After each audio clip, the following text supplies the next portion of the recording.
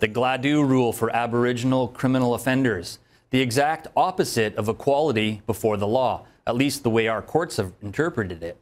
Their efforts to take the circumstances of Aboriginal offenders into special consideration amount to giving them lighter sentences, purely on account of race.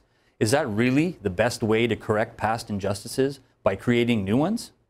For more on how this affected crime, let's turn to Mike Sutherland with the Winnipeg Police Association. Hi, Mike. Thanks for joining us today. Good morning, Tom.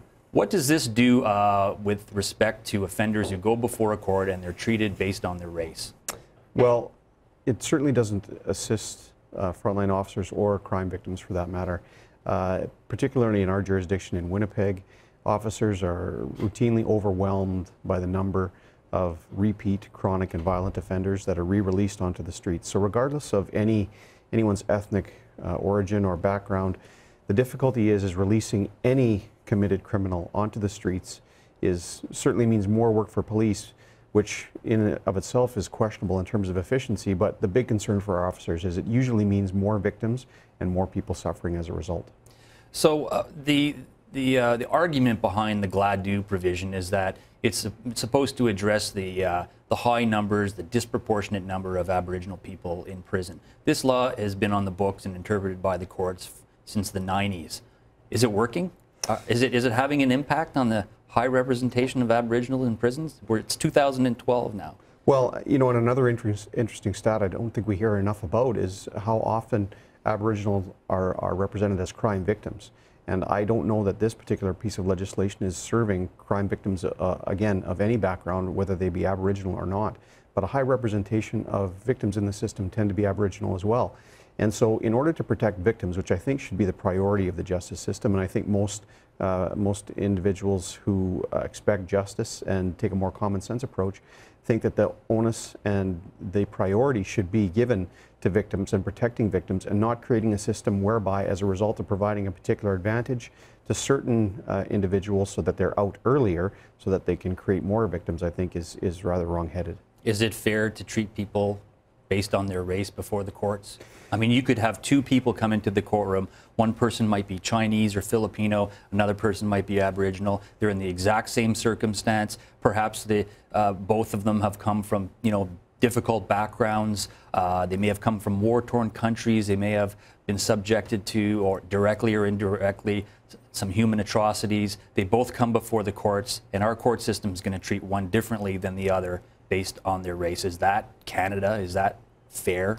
I don't think anybody thinks that two wrongs should make a right, and certainly because of someone's ethnic background does not make a bullet or a knife wound less harmful, less lethal, or less tragic in the worst of circumstances. Mm-hmm. So from those perspectives, I think, again, it's one of those situations whereby everyone has to take a certain level of accountability and responsibility for their actions, regardless of the background. And just because you may have suffered personally, that does not give you the right to take out your frustrations, your anger, or fail to control yourself and then make another person suffer as a result and harm another person. I think the consensus on that in terms of most law-abiding citizens is pretty one-sided. Now the actual wording in the criminal code, it's very vague.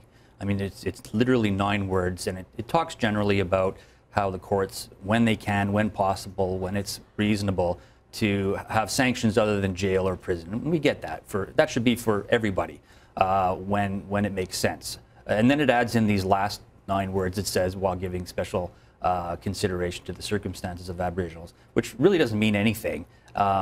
This is judge-made law largely, because they've come out with very specific provisions about preparing Gladue reports. Probation officers have to prepare the report when it goes to sentencing, and it has to be done in every single case where the offender is Aboriginal. I mean, have the courts gone too far in interpreting this? Well, it certainly is an interpretational playground for the legal system. And the issue as well is because Gladue reports are relatively commonplace now and are in fact required, it's a fairly significant cost on the system in terms of the preparation of those reports.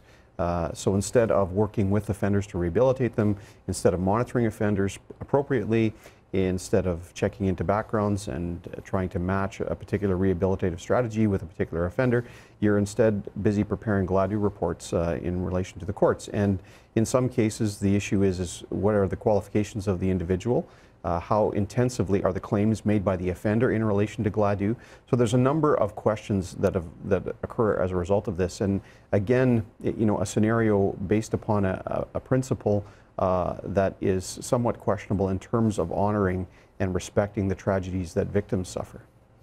Do you think that they could use their resources and efforts in a more constructive way if they want to try to address the issue of overrepresentation in prison, in our jails and in our prisons of Aboriginal people? I mean, can't we do better than this?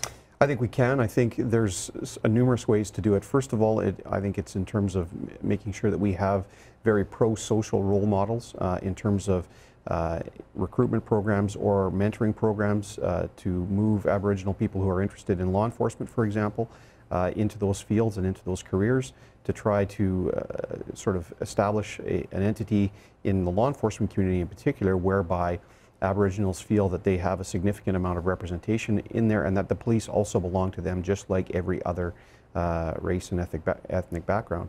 And by pro-social role models, we have a scenario whereby hopefully the young Aboriginal people that are growing up have people to look up to in those kinds of pro-social roles and will want to emulate those types of individuals who are successful and have successful careers that serve the community rather than take away from the community, harm the community, and harm their fellow citizen. Absolutely. Mike, thank you so much for joining us today. Thank you, Tom. Merry Always Christmas a pleasure. to you. Merry Christmas to you.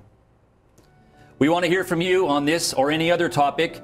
Be part of Adler Nation. Send us an email, charlesadler@sunmedia.ca. We'll read them all. Your opinion is important to us.